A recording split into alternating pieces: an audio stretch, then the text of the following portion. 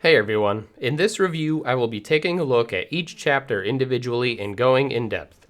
Unlike my full game spoiler-free review, this one will be full of massive spoilers, so if you wish to not be spoiled, stop watching now. The reason for this extensive review on top of my other one is that due to wanting to be spoiler-free in the normal review, I had to hold back a lot of extra input I had in specific examples. Not to mention, if I tried to fit it into its own part in the previous review, it would have massively bloated the review. Also, I will make constant comparisons to the original here for anyone interested in any differences in the remake. Either way, let's get started by diving right into Chapter 1.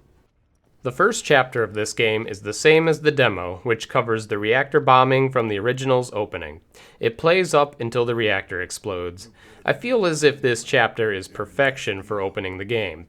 It teaches you mechanics well, it shows you the level of character personality right away, the music is fantastic, and the visuals are stunning. It's just perfect to me. Jesse, Biggs, and Wedge were practically no-names in the original. They had nearly no personality, just spewed generic lines. But here, you immediately get to know them a bit, which helps you connect more. Not to mention, Barrett's far more interesting here to me than in the original. His dialogue is top-notch, and of course his voice acting backs it up so well. In the remake, due to Cloud having a more reserved, cocky, condescending personality at the beginning, it shows that it warrants Barrett's hostile responses to Cloud, rather than in the original, where it just seemed like he was angry too much for no real reason. The Guard Scorpion was also such a great boss here. It shows you immediately that the game does not screw around with difficulty. If you don't pay attention, you die. In the original, the Guard Scorpion was a super simplistic boss that just did garbage moves, and when it raised its tail, the game tells you not to attack or it counters, so you just sit there. The boss would die after a handful of rounds of attacking between your characters. A lot of older Final Fantasies do that a lot, where the first boss is super easy and dies to regular attacks fast. The remake shows you that that standard is gone and that you need to bring your A game to every boss.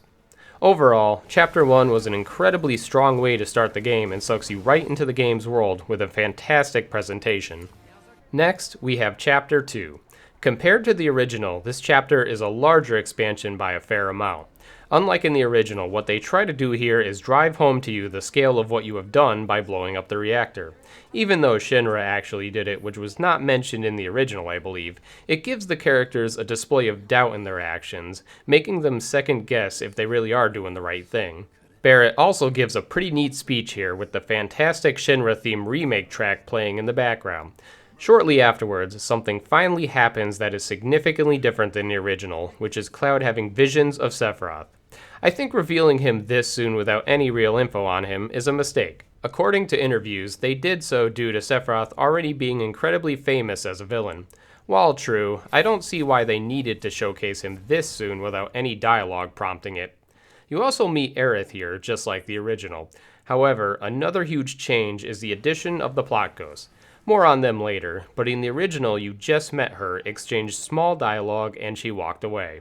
So that's yet another sizable change from the original. After this, though, you continue roaming the streets fighting soldiers. I didn't mind the amount of soldiers you had to fight in this chapter. It was a great way to keep practicing combat without too many things going on. They also included smart uses of grenade soldiers, which teaches you fast to take them out first to not blow up into a huge stagger. The shield enemies, while annoying, are also a great way of forcing you to not just mash, but learn the ways of handling them with combat alternatives. They added in a new boss here, the Huntsman. This boss is such a small obstacle I didn't even register it as a boss fight during the battle. But overall, this chapter was okay. It didn't feel too padded, and even though the chapter itself is much larger than what happened in the original, it's not like I didn't feel like I was playing still. I still enjoyed that they displayed how horrific blowing up a reactor can result in. The original never did that. And while I don't think they should have introduced Sephiroth this early, it ultimately really doesn't change much. Now as for Chapter 3, oh boy, this chapter definitely sinks the pacing of this game up until this point.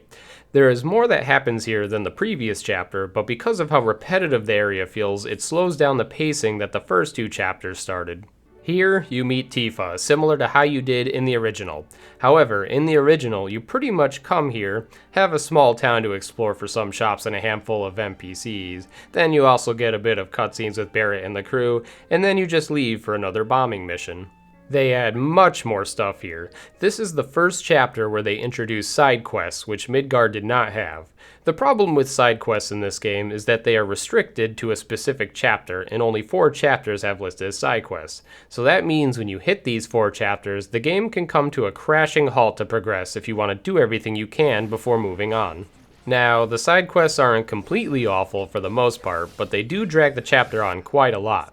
On the plus side, you meet Chadley here, who becomes your best friend of good materia, and I feel bad for any player that thinks it's a good idea to ignore his quests. It also was pretty neat seeing daytime Midgard for the first time, since the original game never had daytime show here. What was also neat was that Biggs gives a story reason for your weapon upgrades being actual modifications, which is cool that they try to put lore to game mechanics, as well as why quests pop up more as you finish others due to your reputation. Granted, they try to push pretty hard for you to do it, even though it's optional. There is really no boss fight of this chapter, though you may as well consider it the Wrathhound enemy in a side quest here as one, since it's almost as difficult as a boss. As for story elements here, a fun little tidbit for original game players that I missed my first time through until I replayed is when Cloud first enters the bar with Tifa, Cloud mentions how it's been 5 years since he's last been here to see her, where Tifa goes, "Huh?" I thought that was a pretty neat thing to toss in, which I won't really spoil as it's not revealed in the remake yet, but original game players know what's up. Anyway, since these cutscenes are more in-depth in the remake, a lot of this chapter is Tifa realizing Cloud is different than he used to be. However, it does lead to some pretty awkward exchanges of dialogue, which I'm not sure if that's how they intended it to feel. With Barrett and crew, in the original, you followed them into the basement of the bar, but in the remake, they don't let you down there. I believe an interview specified something along the lines of them not blindly trusting Cloud yet. So the story elements here, while ultimately don't mean much, are actually a fair amount different in how things play out. Cloud, as well, was never given a room to rent or anything. Funny enough, there is a Johnny in the original, but his role is just random NPC that has almost no dialogue. Other than that, you do see a man with a numbered tattoo acting strange, which original game players will immediately know what this is, which is far earlier than the original showcased one. Though at this point in the remake, you're not really meant to know this. As for a boss fight, the game does give you some weird forced mob fight at the end, but ultimately it's just a silly mob fight that is only rough if you're not somewhat careful. I still think Wrathhound is more of a boss than this. Overall, this chapter was a bit of a slog, but the side quests were okay, and the character building between Cloud, Tifa, Barrett, and also Jesse, Biggs, Wedge were pleasant to see. I think if this game did a better job of allowing you to complete side quests later, it'd have helped this chapter greatly. So the thing about Chapter 4 is that the entire chapter did not exist in the original. Now, it's not fair to say it's filler, because the remake has, up to this point in the game, showcased that they can add lore. This entire chapter is essentially Jessie asks you to go on a mission with her to go topside. You start with a giant long motorcycle minigame that I 100% did not expect to happen at this point. During this, you also get introduced to Roche, who is a new character from Soldier. You engage in honestly a pretty sick minigame boss fight against him. The only downside to all this is that it lasts far too long for what it really is, but otherwise it's a pretty strong way to start the chapter. After taking out Roche, you basically infiltrate Jesse's house to steal a security clearance card, while Jesse, Biggs, Wedge keep Jesse's mom occupied. I honestly didn't hate this part as much as some people did. It was nice character building for the trio that you never got in the original. Afterwards, you prepare to raid the compound. This game does a pretty good job of warning you about certain things, such as point of no returns or if you should check something out first, so it does that here before engaging in a pretty lengthy fight to try to warn you to prepare. It is a little babying, but it didn't bother me enough here. As for the compound fight, it's a pretty hectic set of mobs to fight, and honestly, it's easy to die here. Since Jesse gave you your first summon materia and Biggs told you to equip it, you'd be stupid to not have it on for this fight, as there is a double sweeper group here that allows you to summon against them, and without summoning, it's easy to get overwhelmed and die. Then, we finally get to the boss of the chapter, at least what I consider the boss of the chapter, Roche. What a pleasant treat this fight was. He teaches you a lot of things real fast, and it's a nice 1v1 that I had a blast with. Sure, a lot of it can just be wait and counter in Punisher mode, but you can't do that with his magic, so it's a nice mix-up training session. What I also liked about this little side chapter was that it gave Cloud a bit more depth and development as he eventually grew less cold towards the trio and started saying things they'd want to hear, which is a huge difference over chapter 1 where he was just cold towards them. Unfortunately, the chapter does end a little weak with the plot ghost fight. I didn't think it was a really fun fight, and at this point, the plot ghosts are already starting to get annoying and thrown into your face too much. Otherwise, the rest of the chapter I thought was fine and mostly well done, with some pretty rewarding fights. It definitely helped pick the game back up from the previous chapter. Moving on, the story now continues same as the original, where you're going with Barrett and Tifa to bomb another reactor. This chapter felt a tad slower than the previous one because they greatly expanded a pretty short part of the original. In the original game, everyone jumped off the train in a different order, yet when they loaded the next screen, everyone was together just fine. The remake was more realistic, where Barrett jumps first, and because of Cloud and Tifa exchanging some dialogue before jumping, Barrett was much farther away, and you had to catch up to him while he battles by himself. While it is more realistic how much they have to traverse the subway system to get to the next reactor, it did feel a little bland and slow, and aside from the usual entertaining banter, it was a tad boring. The boss of the chapter was also a bit odd. They added a new fight that the original didn't have, the Crab Warden. The fight itself was fun and a challenge just like other bosses, but having a close to palette swap of the first boss doesn't really do as much for me, when the last chapter had such a killer boss fight. Overall, it seemed like an okay chapter, just a bit drawn out in a way that it didn't really feel like it needed to be. This is what I'd call true padding so far in the game. Chapter 6. This chapter is fairly largely hated from what I've seen. The second I got here on my stream, I was immediately seeing people say how slow and boring the dungeon was. So this entire chapter is a dungeon that was what seems to be 2 to 3 screens in the original and works nothing alike. The story explanation here is that the group is still trying to get to the next sector to bomb, and these giant sun lamps that light up Midgar need to be turned off to move on. Honestly, I didn't mind this chapter that much. It was decent padding, but the dungeon itself is fairly clever and felt like a small puzzle. And even though the layout seems pretty confusing and easy to get lost, Barrett and Tifa do a great job of pointing where you go next and reminding you how to try to keep track of where you are. I didn't love the dungeon, but I don't feel like I disliked it as much as others. I would have probably preferred if they put different enemies here though, instead of the same poison bug worm things. That's what hurt this chapter the most to me, as well as not having a boss. With a bit more work, I think this could have been a much better chapter, but otherwise I do like that the dungeon itself didn't drag on too much for me, unless you get lost. So chapter 7, finally, is the next reactor. Of course, this is more expanded too. Instead of a repeat set of reactor screens, it's a full dungeon. In the original, the Airbuster boss was not built up or even mentioned until it showed up to fight the group. In the remake, they cleverly build it up pretty well and offer a dungeon that lets you customize how you will nerf the boss. Final Fantasy IX players may feel this is familiar to a certain boss in that game. From the story side, they also brought forth the reality that Shenra is manipulating the public, that Avalanche is bad and just evil terrorists, so this gives a good motive for both sides to prevail in the chapter boss fight. I'm also glad they resorted to holograms for Heidegger and the President in the remake. In the original, the President himself for some reason comes down to talk to the party before the Airbuster shows up. This is so baffling because not only is it unrealistic, but you wouldn't confront your enemies like this, especially when one of your enemies has a gun for an arm. His escape on the helicopter also would have looked likely ridiculous for him to pull off in the remake, so overall they did it so much more realistic and smarter than the original did, while still keeping the narrative the same.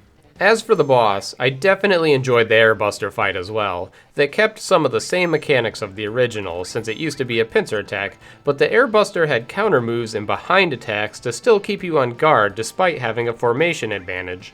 In the remake, it's similar, and having the Airbuster move around the arena with different attacks was pretty cool. Not to mention a fantastic remix to listen to was also great. The intensity of this fight was the bestia of the game in my opinion. Overall, strong chapter for me. The fact that they left in the little minigame of pressing the buttons, or in this case switches, at the same time as Barrett and Tifa was such a neat touch how they remade it. The little details like that are such a pleasure to experience if you've played the original. The strong boss fight and story of the chapter was also just plain entertaining and fun to play through. The build up and intensity of the end is super worth it. Moving on, Chapter 8 is finally the awaited meeting Aerith segment. Sadly, even though the remake tries to justify Cloud surviving the fall a little bit better than the original, it still feels ridiculous. But either way, the opening of this chapter is awesome, because it is one of the few chapters that opens with a boss fight. You meet Reno here, and unlike the original, now he's a fight. And of course, just like Roche, it's a really fun, fantastic 1v1. Afterwards, you escape similar to the original, though the plot goes show up again to show that they have positive effects on situations. What I like that they did here was give a good reason for Reno not just plain catching them as they escape through the roof. In the original, it didn't really make much sense. The rooftop segment was also pretty amusing, showing Aerith's personality right away. It was also a good example of how to do a forced slow segment instead of the many other times where it was out of place and just tedious. What was nice about the trek with Aerith to her home is that you get some time to try to adjust to her fighting style since you're pit up against weak enemies. When you finally get to Sector 8, it's much more expanded than the original, as you'd expect by now. It's a whole town, and this is now your second set of side quests you're given. You're introduced to Scarlet here, which I believe in the original she doesn't show up until the meeting cutscene later in Shinra HQ. So just as with Chapter 3's side quests, the side quests here greatly slow down the pacing of the game, and even though they're optional, it's hard to not want to do them without knowing what they reward you with. The quests themselves aren't too pointless and add some small side lore, but it doesn't stop it from feeling like a drag. I can't imagine how ridiculous it'd be if the Xenoblade series forced you to do a ton of side quests before progressing to the next area. It'd hurt the pacing too much. I hope in the next part they figure out a way to make it so you can still complete side quests later without having to come full stop. Anyway, what I also loved about this chapter is getting to know Aerith better than you ever did in the original. Aerith is a lot more sassy here than in the original, and the line delivery and voice acting of her is too good to ignore. It did a great job of natural progression of their relationship. Near the end of the chapter, you end up fighting Rude, which yet again, you didn't even meet him in the original at this point. It's yet another welcome boss fight that's fun and unique. Afterwards, the chapter plays out pretty similar to the original, where Aerith's mom tells Cloud to leave at night so that he can't ruin her life. I thought it was quite a bit funny that they left in the sneaking minigame and actually made it a bit tough to do without screwing up. Overall, Chapter 8 had a strong start, end, and good dialogue all around. If you skip all the side quests, the chapter is fine, but doing so is a bad way to play the game, and the game itself implores you to do them, because finishing all side quests has different outcomes to cutscenes. Oh man, Chapter 9. What a roller coaster chapter. It starts with a dungeon that sort of existed in the original, but wasn't really a dungeon. This time, it's a bit of a slow dungeon. Could have been shorter, but I didn't hate it. Until I had to redo it multiple times to 100% the game. The crane minigames were neat at first, though they move so slow that trying to do them correctly to get all the materia is a huge chore. With better crane speed, it probably would have been less annoying. Replaying the chapter each time for all dresses was also a huge pain to go through this dungeon. It just isn't fun after one time. However, once you finally get to Wall Market, this chapter skyrockets in terms of fun to me. It just has so much going on. They truly brought this place to life. They completely nail the feeling of a small town filled with nothing but scumbags. They help expand this place by introducing new characters that help out Cloud and Aerith. I loved that they added a Colosseum here too. It makes perfect sense for Wall Market to have an underground Colosseum, and the way they introduce it and progress it is just so neat. Taking Scotch and Koch, which were silly NPCs for Dawn in the original, and making them in charge of the Colosseum was pretty cool. It also makes you fight the boss of the chapter, Hell House. If you played the original, you'd recognize this enemy immediately. It was just a random enemy that died fairly easy from physical attacks. But now, it's a full-fledged, challenging boss fight. I see a lot of mixed opinions on this fight, but I thought it was overall extremely well done and fun. Of course, it sucks if you come into it without enough elemental materia, but so long as you even just have one, you can get by without a terrible amount of trouble. Similar to the original, waltzing into fights without materia that exploits the enemy's weaknesses tends to result in less speedy and harder fights. After the Colosseum section, there's a small change from the original where instead of Aerith changing after Cloud, she stays with Madame M to change into the dress. This is the point where Cloud goes on his little quest. In the original, you had a quest for the dress to get it made from that old guy. In the remake, there are actually two quest chains that do two completely different things. One follows similar to the original, the other is completely different. The key to these appears to be if you interact with Johnny when you first arrive. If you ignore him, you get the new quest chain, but if you interact with him, you get the one that's similar to the original. Now, Johnny tends to be an annoying character, but I rather enjoyed the silly premise and dialogue that accompanied the quest with him. The whole sauce quest was so corny, yet had me laughing while playing. In the original, Johnny just hung out in front of Honeybee Inn and did nothing, so seeing him participate more in the remake is neat. The gym quest is pretty cool too. Once again, the original had a silly squat minigame. They went pretty hard in the remake by making it actually kind of a fun minigame and giving it one of the best remixes of the battle song in my opinion. The Andrea section was also amusing and very Wall Market-esque. The vocal song that played during the dance was bland to me, but the dance segment with Andrea and Cloud was pretty captivating and a welcome addition for me. When Cloud gets the dress finally and you go to Dawn's, it plays out a little different than the original.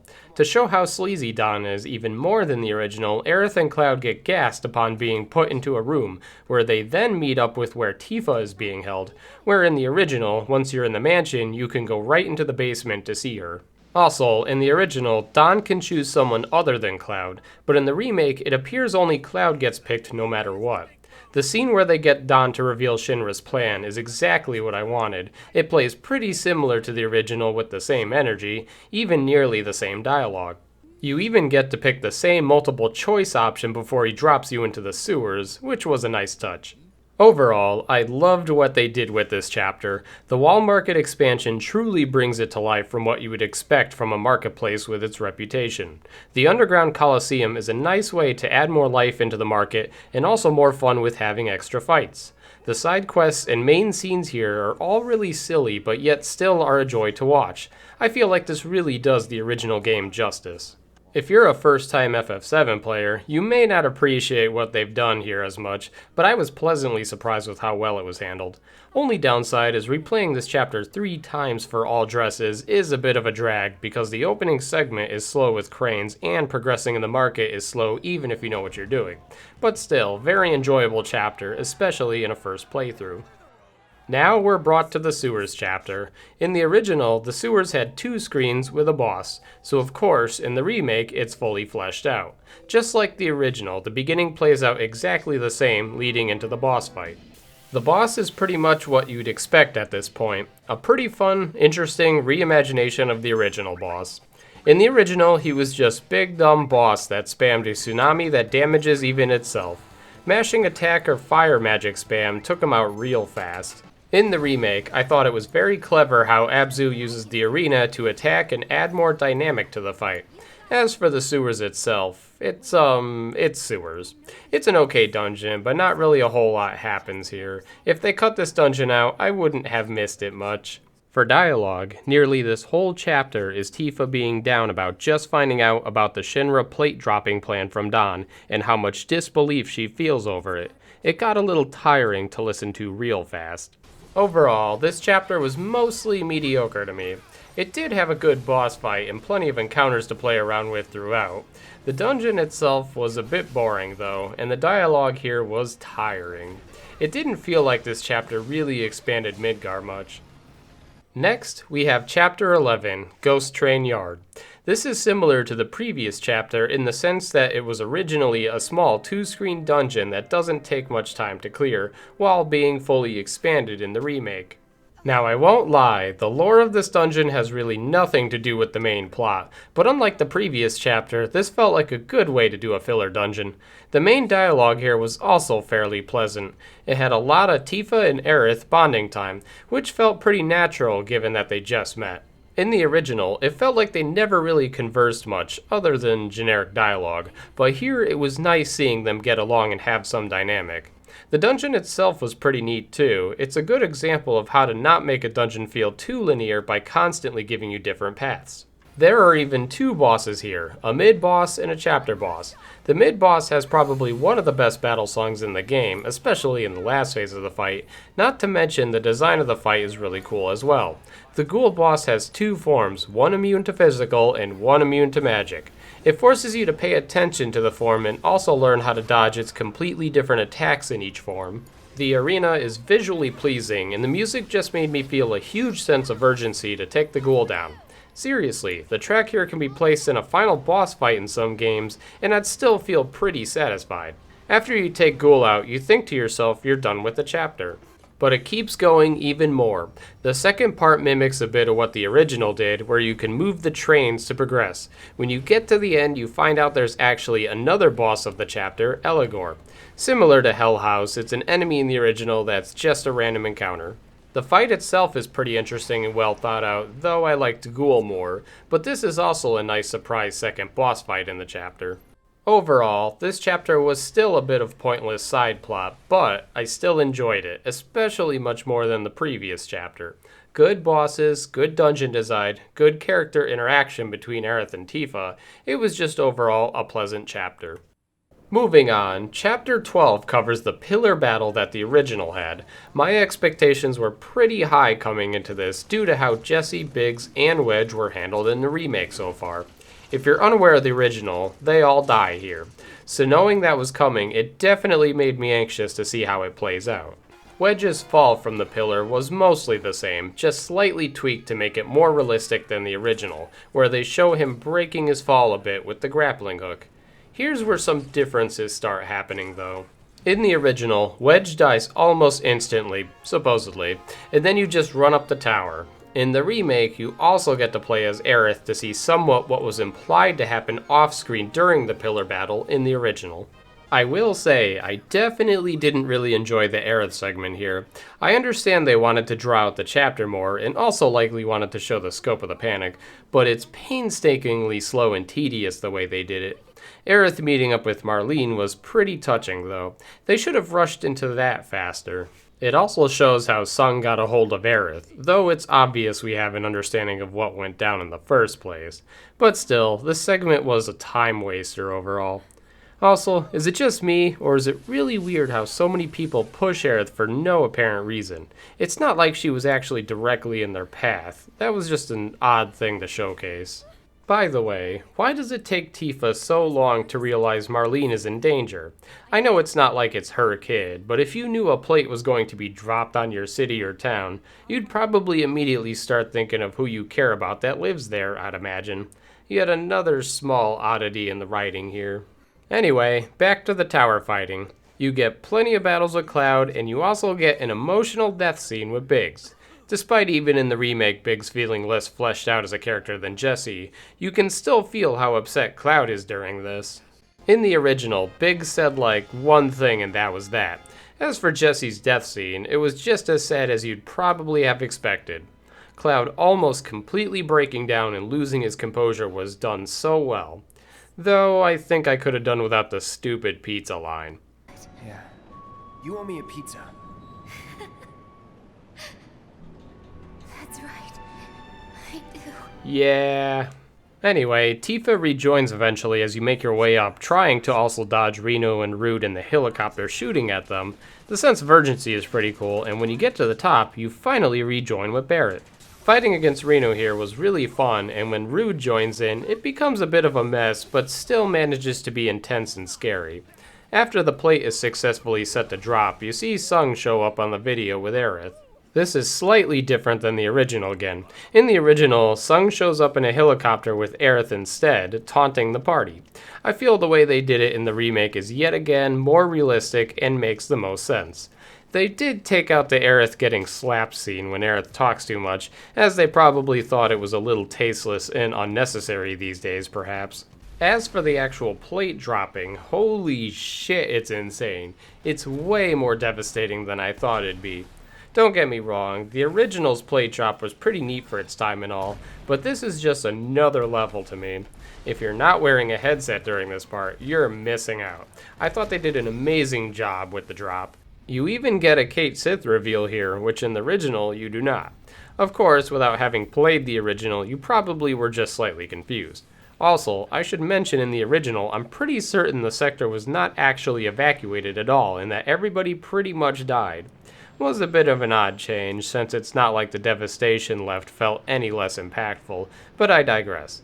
That is, unless the original had some hidden NPC dialogue that confirms there were actual evacuations.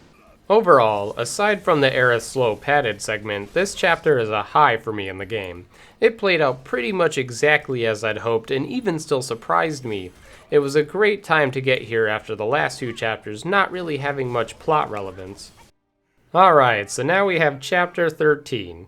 Just like the original, it opens with a pretty powerful scene of Barrett emotionally broken over the plate dropping, realizing he lost his friends and assuming Marlene is caught in it too. Believe it or not, the original actually did this quite well. However, the remake blows this out of the water. I feel like Barrett's voice actor really brought his A-game into this scene. They managed to make you feel massively terrible for what just happened and how Barrett feels. Like the original, Cloud and Tifa stupidly sit there waiting to tell Barrett they believe Marlene is safe. Was hoping that would be changed, but oh well, still an amazingly done scene. Even afterwards, as you're walking with Barrett, you can feel the defeat in his voice as he is told Wedge may have gotten out. It just feels so real and is really well executed. The reunion with Barrett and Marlene was equally as well done. The relief he has when he sees her safe is so much better done than in the original, where he exchanges like 2 lines with her. Not to mention, he stays for Elmira's long story first before even finding out if she's okay. The remake made it much more realistic and emotional by far. Speaking of Elmira's story, it's also much more touching and sad than the original. They kept it nearly exactly the same, but yet, even if you played the original and know what's happening, it's still a sad cutscene to sit through, and also really well done in the remake. Anyway, after the party decides to return to Sector 7, they head towards the collapsed expressway. Revisiting this dungeon was a bit boring, but at least you don't have to do the godforsaken claws again. After following Wedge's cat, you discover the now-revealed underground Shinra lab. This entire chapter after Aerith's house is all new content. For one, Wedge does not appear to survive the plate collapsing originally.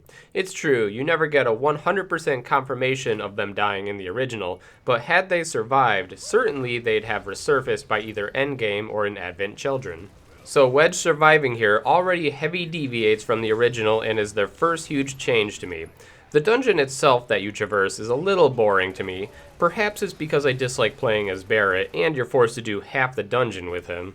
The boss also has no actual relevance to the plot and just seems kinda thrown in there. It's a neat fight and design, but that's about it. Overall, this chapter had a strong emotional start, but after Aerith's house, it's all padding that doesn't feel that fun to me. Okay, so now we're on to chapter 14. This is the final chapter with side quests and also offers you the ability to fast travel around the map to areas that you visited earlier. You meet Kiwi here, which to me seems like a discount Yuffie. I won't bother going into that, but instead let's talk the quests here. Some of them are kinda neat, such as the one leading into a fight against a behemoth. Finishing the Chocobo side quest allows you to fast travel for free, so that being done first makes this chapter better, though it's not like it's super expensive to travel anyway. The music disc side quest was a little annoying since there isn't much direction where to get them, but I managed to figure it out eventually. The pull-ups minigame in the gym is pretty challenging, yet fun and intense. The Tonberry quest was pretty funny and a good fight, and the game rewarding you for raiding Corneo's vaults was neat.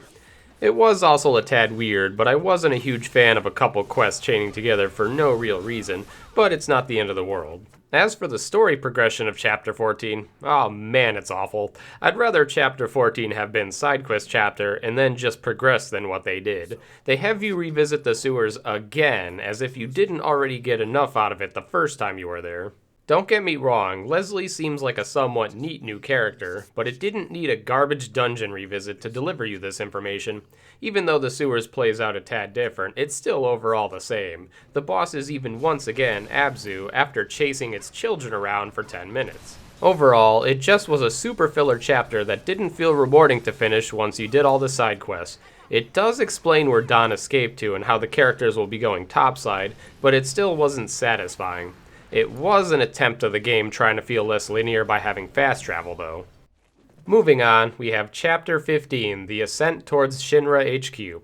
In the original, this entire part was a few atrocious screens of terrible platforming. Needless to say, I think the remake handled this segment incredibly well. The ascent made the stakes feel high, and the scenery was breathtaking, minus the background.jpg issue. For me, this segment even had a little bit of Final Fantasy XIII vibes to it, but not in a bad way. The only huge downside I felt in this chapter was some of the aerial combat was terrible, and I spoke enough about this in my other review to bother revisiting it fully again. What was neat, though, is they took the Valkyrie boss from the original and threw it here instead, even having it look for and chase you throughout. In the original, it was just a second fight and a two-part boss in Shinra HQ, so it was nice to have this boss show up here instead to close out a pretty decent chapter. Overall, while story-wise there isn't a ton going on here, it was a breath of fresh air over Chapter 13 and 14 being a bit of a letdown after Chapter 12, so I was glad to see the game pick back up. And now we are finally at Shinra HQ for Chapter 16. This chapter is a tad weird, but I felt like it was just plain amazing. You start with a raid in the parking garage and then enter the building, which is much more realistic than it originally was. The second I walked into the actual building, my jaw dropped at just how stunning and beautiful the building looks.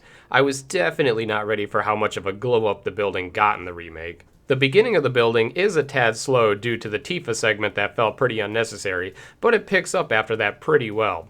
At first when I walked into the building, I felt sad that they took out the stairs segment, since the original gives you the option of front entrance break-in with fights, or stairs for stealth entry. But as it turns out, the choice of which path is inside the building this time, I didn't even realize it until I already picked the stairs, and oh my god is it better than I expected. They kept very true to the original pain of climbing the stairs and managed to make it even funnier. Granted, the stairs path is slower than the elevator path, but I felt it was worth the comedy and was super glad they left it in. As for the rest of the building, the remake handles it pretty differently than the original. While quite a few rooms and floors are mostly the same as the original, they removed all puzzle aspects it used to have. Some people probably love or hate this. I don't mind either way. I enjoyed how the floor progression was based on if you were on a tour of Shinra HQ. I thought that was a clever way to make the building design make more sense. The dome presentation is one of the greatest cutscenes I feel like I've ever watched. It was absolutely breathtaking and stunning to sit through. You can tell they put an immense amount of effort into it. The mayor is more interesting in this too. In the original, he just ranted a very tiny bit and had you solve a book puzzle. In this, he explains how he helped you get past security multiple times. Though silly oversight is he mentions you scaring a secretary half to death even if you took the stairs, where you never trigger that scene. He sends you on your way to give you a reason to be introduced to the combat simulator for Shinra. This is similar to the Coliseum and Wall Market. You get some nice goodies for participating in the extra matches. Also, I enjoyed that they tried to humanize Reeve more here than the original.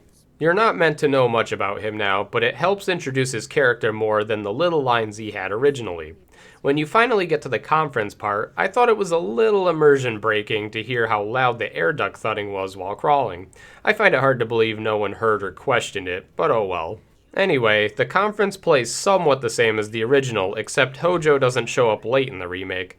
Palmer reveals that he saw Sephiroth during this conference. That helps explain some things, but in the original, Palmer didn't quite see him here yet. Otherwise, besides some slight differences, it's basically the same conference. Odd that Hojo says the line "something stinks" here instead of Scarlet from the original. After the conference, the team follows Hojo to his lab, rather than the original where you just happen to get the keycard eventually. Honestly, the remake feels a little bit less realistic than the original in that regard, seeing as how Hojo should have easily seen or heard them before being ambushed. At this point, though, the rest of Midgar plays out pretty differently than the original. For example, when the team tries to free Aerith in the original, Red 13 jumps on Hojo and appears to attack him, and somehow doesn't hurt him and even stops. Then a fight just sort of starts. In the remake, when you show up, Hojo just talks and then summons the same boss as the original against you. Then afterwards, instead of Hojo just plain running away, he's dragged away by the plot ghost. Then Barrett frees Aerith and, unintentionally, Red 13. In the remake as well, Red 13 doesn't immediately just befriend you and join, he runs away. In the original, at this point, you take the elevator, where you're ambushed by Rude and Sung, and then the whole party is paraded in front of President Shinra to hear his plans before being put in Shinra jail, I guess. The remake drops the Rude and Sung plot part, where instead you meet back up at Red 13. Then Aerith shows she has the ability to transfer some sort of thoughts into Red 13, getting him to trust the team. Speaking of Red 13, I like what they've done with him in the remake. As the current standards are, they of course gave him more personality and dialogue, which fits him pretty well. Although he does help you fight a bit, he's not a character you can control. This confused many, but they stated this before release. In the original, he was playable right as soon as you get him. My guess is they didn't want to introduce a whole new character with full new combat mechanics this late into the game.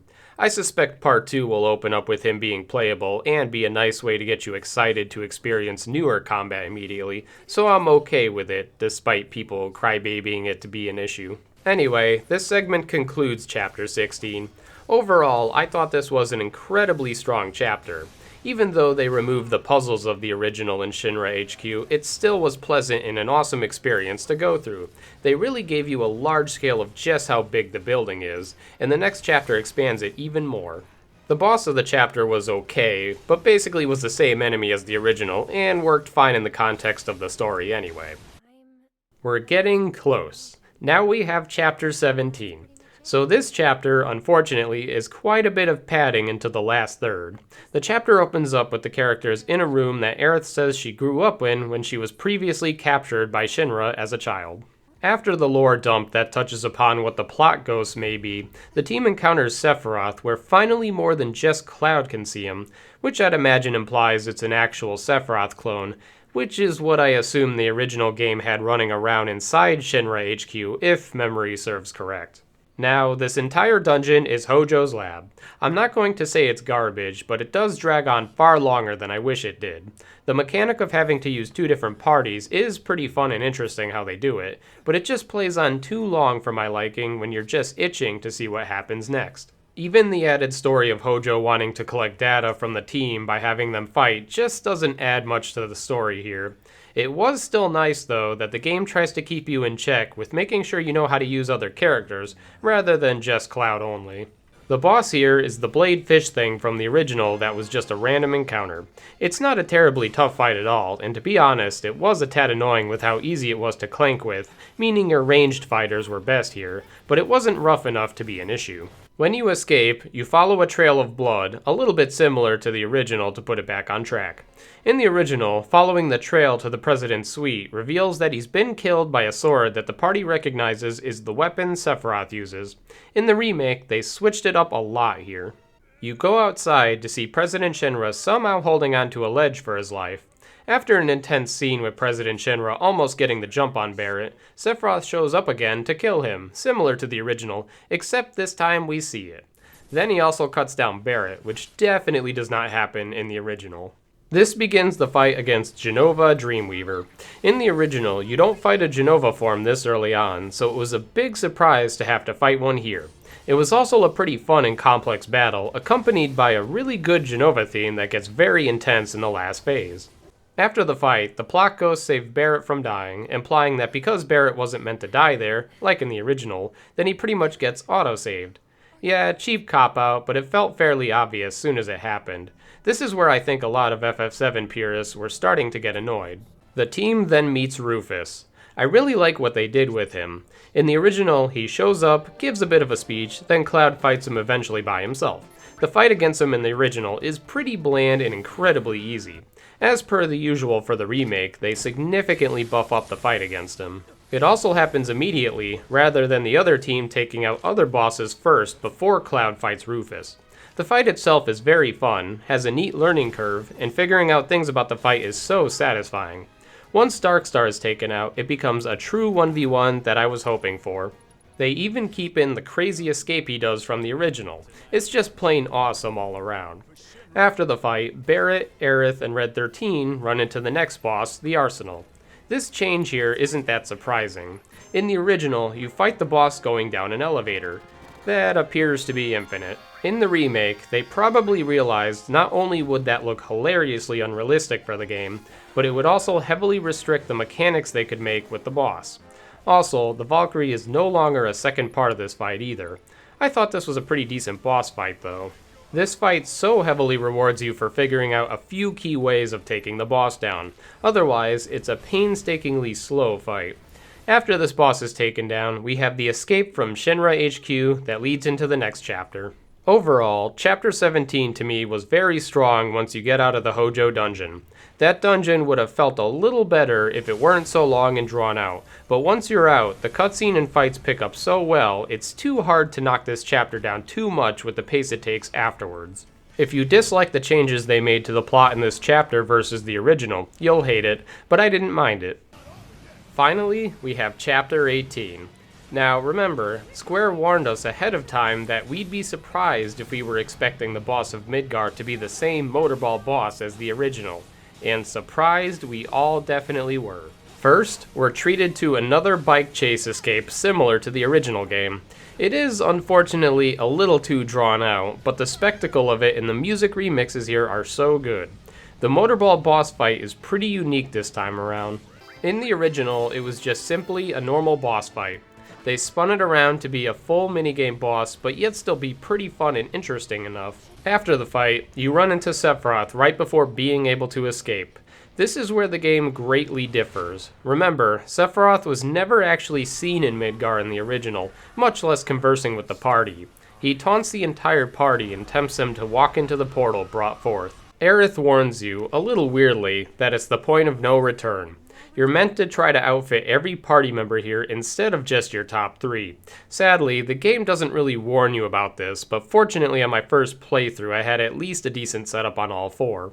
The intensity of the music and dialogue here is so good before you go into the portal. I absolutely love what they did with that. When you enter the portal, you appear to be brought to an alternate Midgar where the Whispers engage in a fight with you. Now, as pretty cool as this entire scenario is, I will say it drags on far too long. Fighting the same 3 Whispers 10 times is a bit too much. The aesthetic of running around with the world falling apart is pretty damn awesome and impressive though. But let's move on to the main event, which is Sephiroth himself. I super didn't expect the Sephiroth fight to be the conclusion of Part 1 of the remake. For some perspective, you never fight Sephiroth in the original until the final boss fights. Fighting him this early is so hype, and he's not even in some weird boss form either. It's just plain, awesome, badass Sephiroth. The atmosphere of the fight, the dialogue, the intensity, the music, it's all there. This was the perfect way to end this part to me. How will they top this? I'm sure they'll find a way, given how they've been handling bosses in the remake so far. But I had a blast fighting Sephiroth and having to constantly be incredibly on guard to not get killed. The way your party members interact in the fight are also too cool.